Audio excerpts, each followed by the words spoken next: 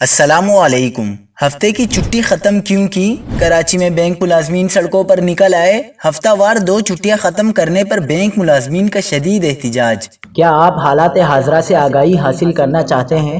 خبر کے پیچھے چھپے اصل حقائق جاننا چاہتے ہیں تو ابھی سبسکرائب کیجئے جلمل پاکستان کو اور ساتھ ہی گھنٹی کے نشان پر کلک کر دیں۔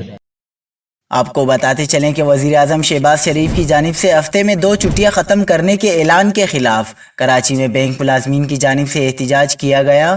بینک ملازمین کا کہنا ہے کہ نئی حکومت نے اقتدار سنبھالنے کے بعد نہ صرف ہفتے میں 2 چھٹیاں ختم کر دی ہیں بلکہ رمضان المبارک میں بینک ڈیلنگ کے لیے بینک کے اوقات کار تبدیل کر کے 10 بجے کے بجائے صبح 8 بجے کر دیے ہیں۔